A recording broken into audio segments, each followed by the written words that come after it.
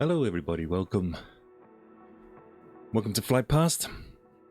My name is Simon, and what you're going to be watching today is a history discussion using Microsoft Flight Simulator to show us some of the ground of the Battle of Waterloo, or mainly the campaign of Waterloo. We've been doing a series now going on for probably over a month, following Napoleon on his way from Elba towards Waterloo, and we got to the stage where Napoleon has just crossed the border into Belgium on the 15th of June 1815. So we're just going to tie up this little show this sort of the end of that evening and where we got to, and then we'll start talking about Waterloo and Ligny. By the way, the music at the beginning was by myself. It's Iparaten, and that was a track which was called Heatwave. I'm sorry I haven't been streaming much this week, but the heat has been incredible in the UK at the moment, so it's been a bit uncomfortable to do some streaming. So we'll see how we get on today, because it's got a bit cooler. Right, so we're in the we are in Microsoft Flight Simulator 2024. You can join me. I'm on the European West server, so if you want to come and fly alongside me. And today we'll be in the Huey again, and we're heading towards let's go to Charleroi in Belgium. So we are going to start off down here. I'll set that as a departure. We'll also set this as the arrival, because we're going to be concentrating on this area in like a triangle going from Charleroi to the north. If we head up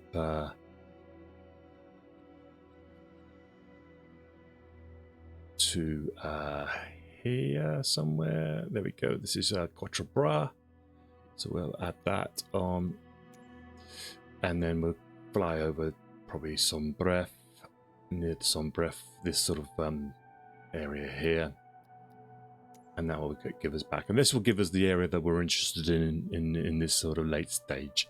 So we'll just jump in, get the helicopter sorted.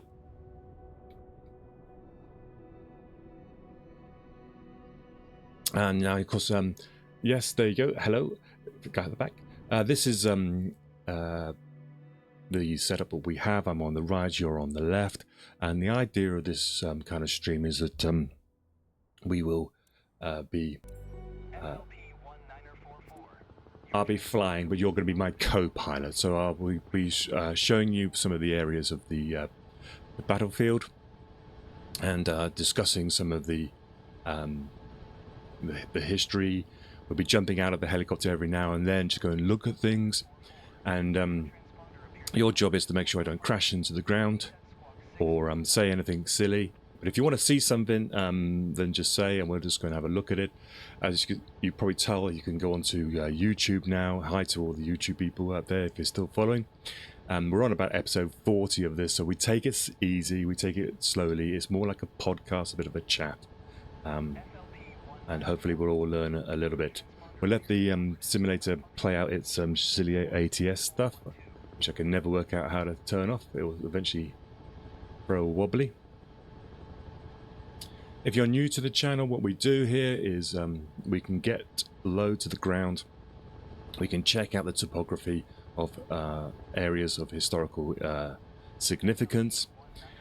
We can see what it's like, looks like from their eyes, and see how topography and distances affected the decisions made at the time. So if that sounds good, strap in. We'll be on for about an hour and a half, 2 hours a day, depending on how hot it gets.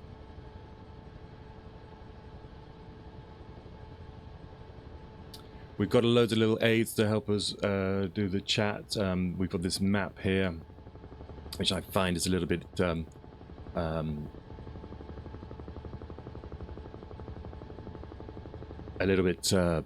easier to see. You'll find that this is where we've journeyed from.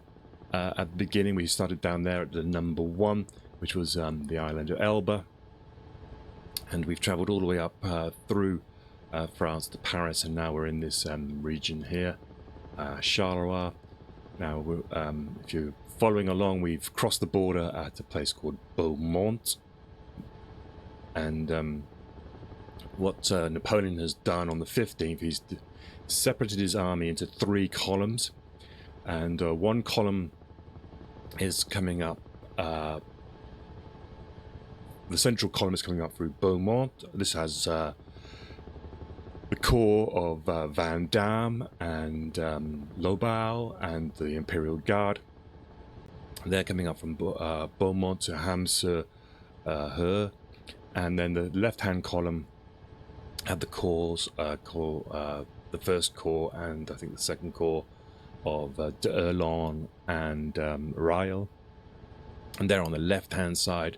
They're more towards Maubeuge. They're in this sort of Jaumont area. And they progressed up towards Lobes and Thuin, which you can see here.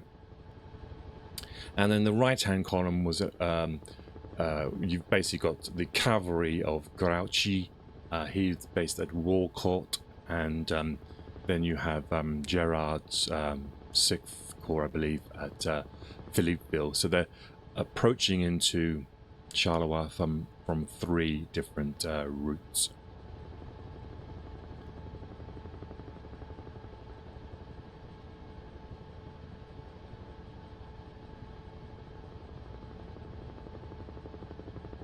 Right, so let's get my notes up.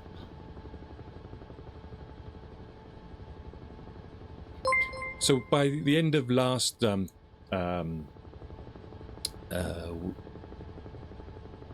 discussion, we had basically got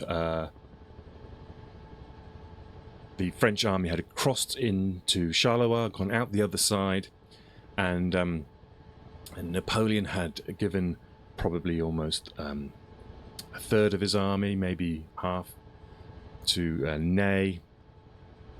It's kind of like 1/3 really, because he had Grouchy's side was had the Imperial Guard with him, but he gave Ney the responsibility to head up this road which we are following here to the important crossroads of Quatre Bras. Napoleon was more on the right-hand side, pushing the Prussians back towards a town called Sombref. Now, of course, Napoleon didn't know that at the time the Prussians were going to stand. He felt that there was one corps, and it was Ziethen's corps, the first corps of the Prussians, that he was pushing back, and he didn't know how far that they would retreat to. He felt possibly that they will continue, but he was happy to keep pushing them to the east. And Ney's job on this side was to get up to the important crossroads of Quatre Bras.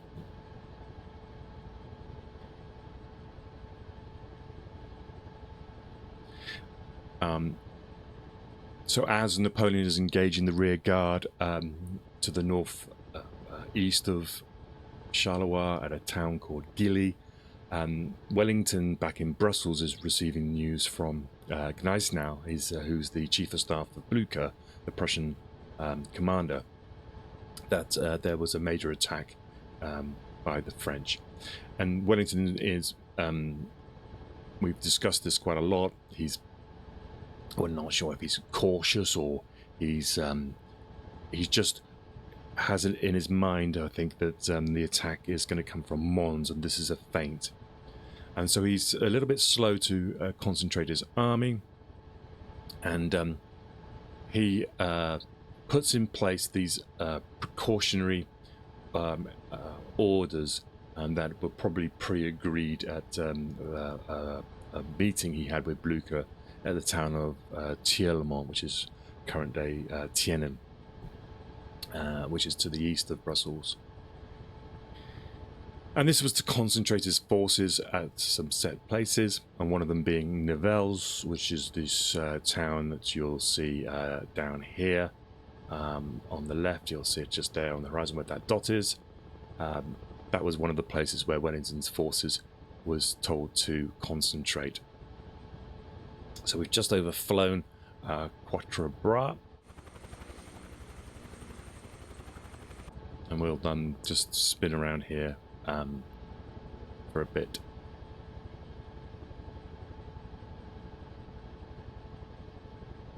Now, we also mentioned at the time that there was a couple of Belgium Dutch division in this area, and one of them was Poncha's division that were actually here at Quatre Bras. And basically what happens is the orders that Wellington give means that he should really move to Nivelles to concentrate there.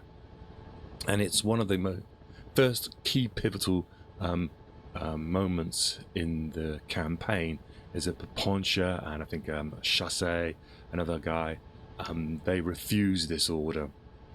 And it's a written order from the Duke of Wellington.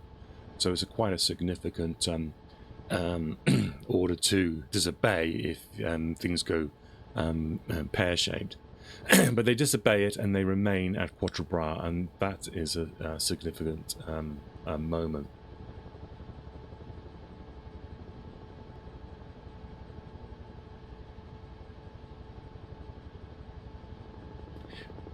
We talked about the orders and the times and the distances. I mean, it was quite interesting that the orders, the routes of the orders on the day, and who received what at what time, and what news was passed to who.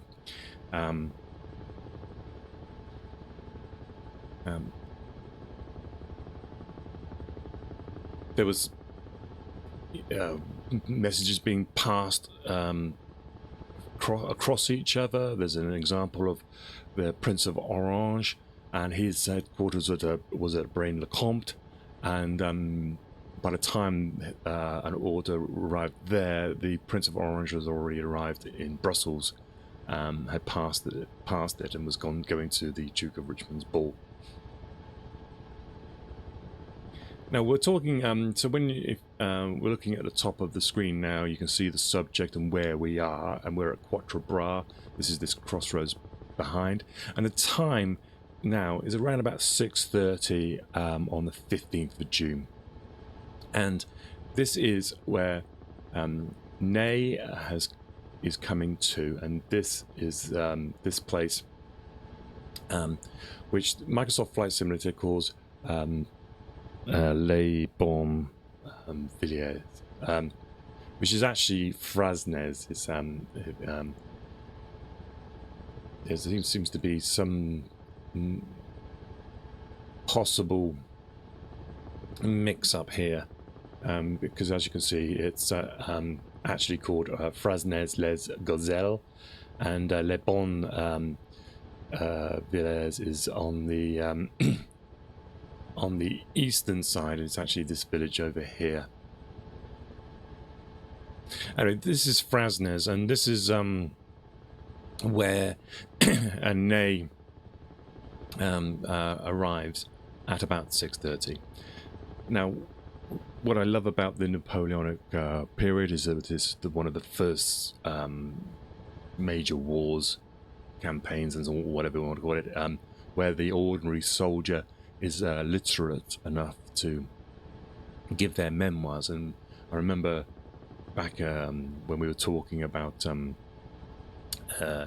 Napoleon, Wellington bringing up his troops and bringing them across from the UK, we talk about a guy called Captain Cavalier Mercer, and he wrote a journal, and in it he describes how an officer of the Hussars rode into a village of Zeringen at sunset.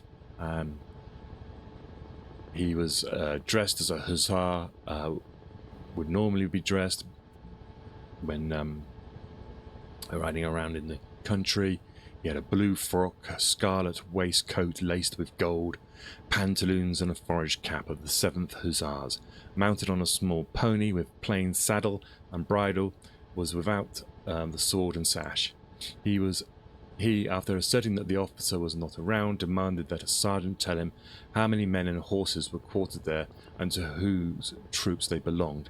He claimed to have been sent by Lord Uxbridge and ordered all the horses to be brought up close to accommodate 200 more. He made a speedy retreat before an officer was brought forward, and he was later found out that Uxbridge had sent no dispatch. Mercer reports of a similar incident where a spy was examining the guns of Sinclair's brigade, and the French were sending spies ahead to ascertain the location and strength of the Allied army and probe for weaknesses. So this period is made. These guys have got the balls, of a bull. They're riding across the front line. They're dressed as British officers on horseback, and basically ordering these people to tell them who they were and how big their strength was. And that was said to be at a place. Where did he say that was? It Jezeringen. Now, let's see if I can find where that is, because I think he was based somewhere up in the west side of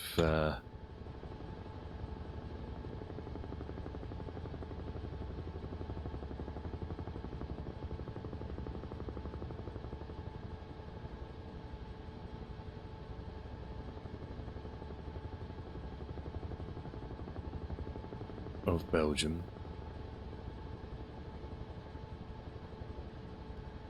Okay, you keep an eye on the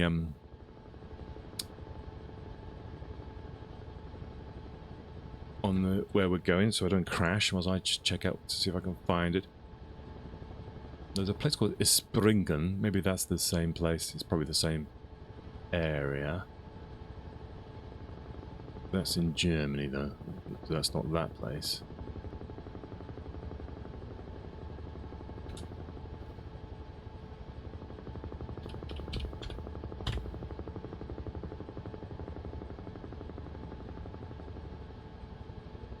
Okay, I can't find that, but it's an interesting quote that he makes, and just shows you the boldness of the spy network that was being introduced at the time.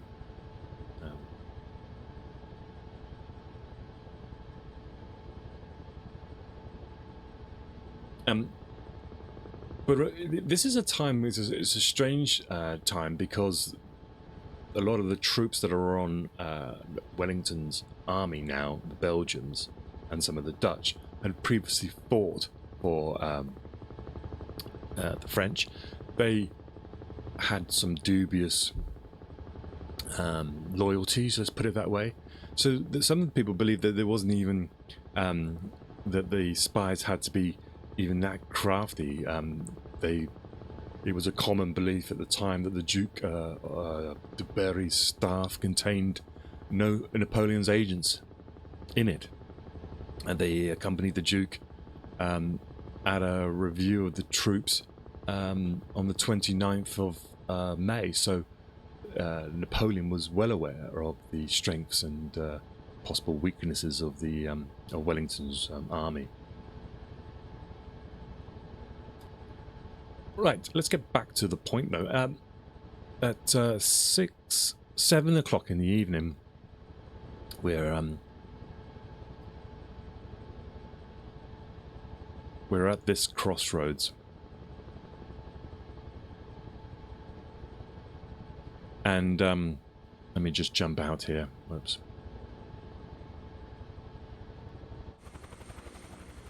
This is the crossroads of Quatre Bras. We're looking south here. Frasnes is this town, Charleroi in the distance, and this is the battlefield of Quatre Bras, just so you get a good sense of what is where we are. Now at 7 o'clock, an advanced cavalry squadron of Polish lancers actually ride up this road, and they come to the crossroads. These Polish lancers are part of the French army, and they actually ride up to these crossroads and find them empty. This is at 7 o'clock at night on the 15th. So this very important strategic crossroads is empty at 7 o'clock on the 15th. Remember that for everything that's going to happen from now on. These crossroads were empty. But they were kind of like a reconnaissance troop, really, and they couldn't hold them. They didn't have enough numbers, but they returned back down the road. They turned around and rode back south to Ney, who, as you remember, is in this village up here. So it's not a very long distance. This is what,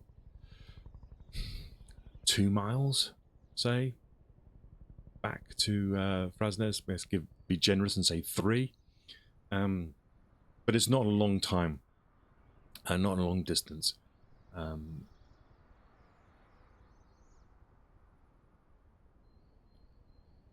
They report to Ney here, and Ney then decides to approach, goes back up the road himself with a small force,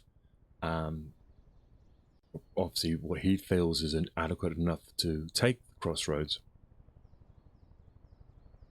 And what he finds when he gets back up this road is that the Prince Bernard of Saxe-Weimar, he's used his own initiative. He's disobeyed the orders of Wellington to concentrate in Nivelles, and he has brought up 4,500 troops, concentrated them at this area here, and with a battery of 6 guns. So there has been a slight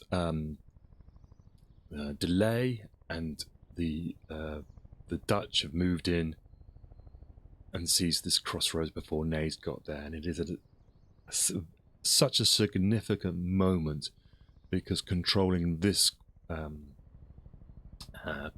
crossroads and denying the French it has a massive impact on the battles on the next day.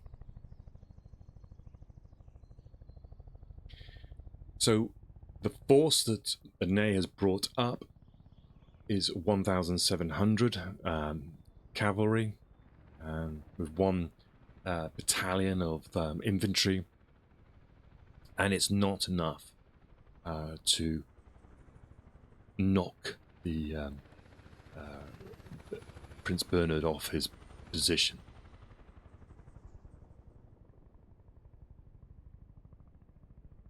Now, we learn then that Ney then retreats back, and for some reason, I believe he goes all the way back to the town or village of Gosselies, which is a long way. I mean, it could be that this is the town that they mean, because this is, as you see on the map, is actually known as Frasnes-les-Gosselies, but actual Gosselies village is the one which is just to the here on the, which is just to the north of this the airport. Whichever one it was, though, it means he has at about 7 o'clock at night. And remember, this is European summer, North European, and the evenings are light, probably until, I don't know, 11 o'clock. You could probably still see things. So he seems to finish here though, at around about probably 8 o'clock, something like that, in the evening. Even though he's in charge of around about 50,000 troops, so he's almost got a half of the army. But they are making their way up, and of course, it's been a long day. It's been since they've been up since 3 o'clock in the morning. So there's maybe that is part of the reason, but there's a lack of urgency to try to take this crossroads, and a lack of a willingness to engage that later in the day.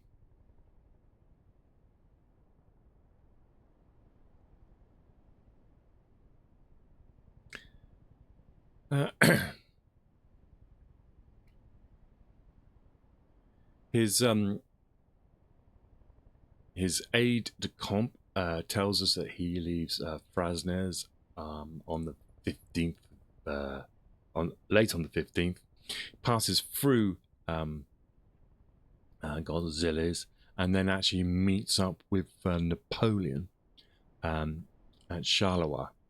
So it looks like Ney's come up this road with this, instructions to probe up the road, maybe get the Quatre Bras. He's come up, found significant amount of troops there, and then has decided then to come back to Charleroi to report to Napoleon. Napoleon receives him, it's believed, and gives him his orders and sends him back out.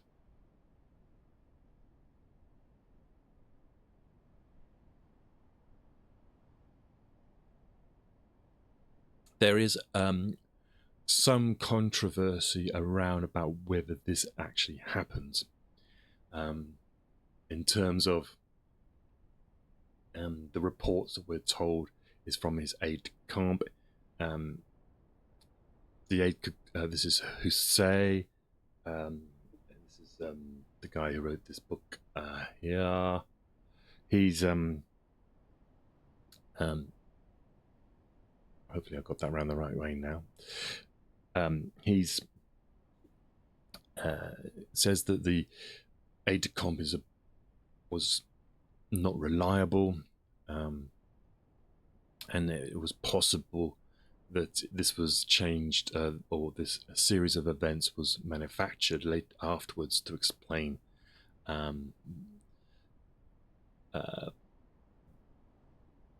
to basically give Napoleon an excuse that he had actually told Ney to get on with it.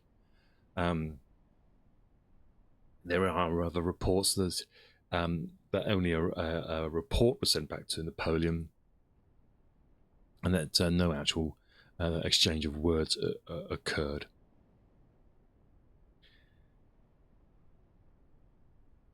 So Ney is going back up then to Godzillas, probably after a meeting, or he never left. He just sent a message back to Napoleon.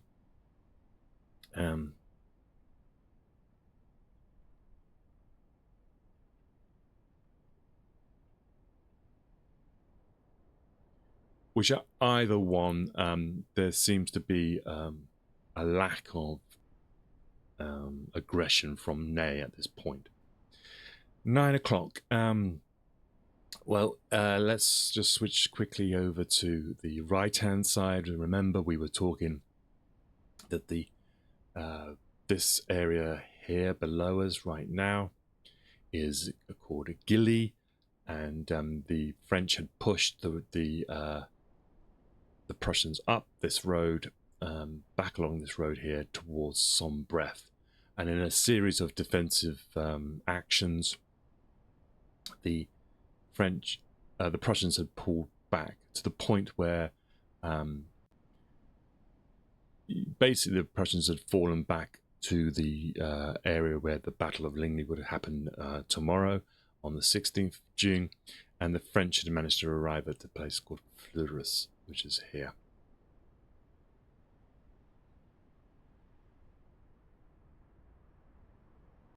Napoleon comes out this way before 9 o'clock, and he inspects Grouchy's lines.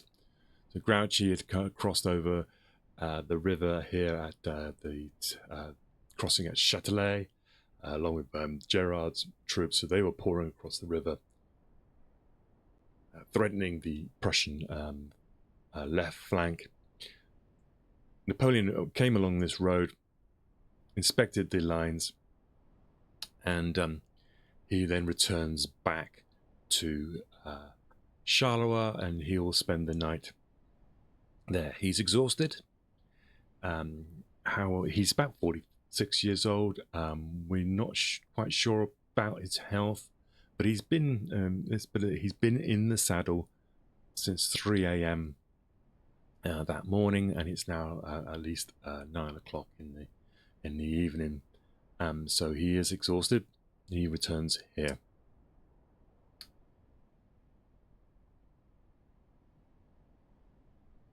And on that point, then we're on the eve of the 16th, and Wellington and his staff at the same time are in Brussels, and they are attending the Duchess of Richmond's ball, and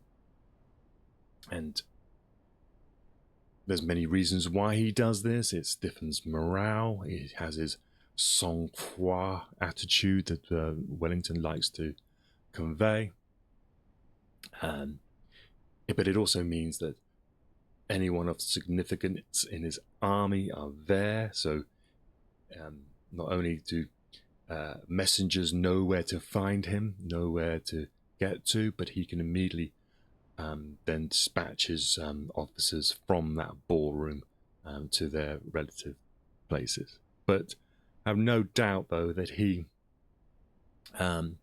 is surprised by the advance of the French. He isn't happy with how far they've got without him responding. He is humbugged, as they say. I think Napoleon was using Wellington's spies against him as much as for him, if you get my drift. He was expecting an attack coming through Mons, which is over there to the west, and that would have threatened his supply lines to the channel ports of Ostend and probably Antwerp as well. But this is what is happening.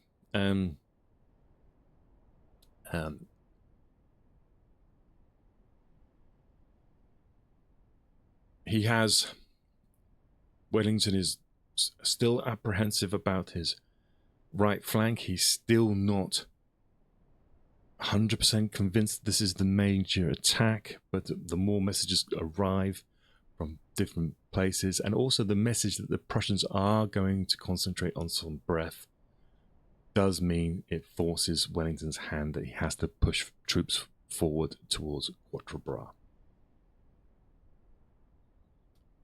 And so yeah, let's leave this here. I'm going to take a quick break. So if you're watching on Twitch, I'll be back in a couple of minutes. And if you're watching on YouTube, I'll see you in the next part. I hope you enjoyed this. This is the way I like to do it. I don't like to be doing it with lots of edits and cuts. It's more of a chat. So if you do want to join in, put a comment in the comments, either Twitch or YouTube, and then join in the conversation. It's not supposed to be a lecture. It's more of a discussion, more of a sort of a podcasty sort of a way of talking. And I'm going really slow, so it gives you loads of opportunities to catch up if you want to go back on and watch the beginning and watch all the previous parts, and you can get up to speed coming here. And I do believe that in the future we'll probably come back and redo this if we can get more people to join in, because I think as a group it's much more interesting if we could just do it together with people flying and commenting at the same time. On that note, then, I will take a quick break and I'll be back with you in a sec.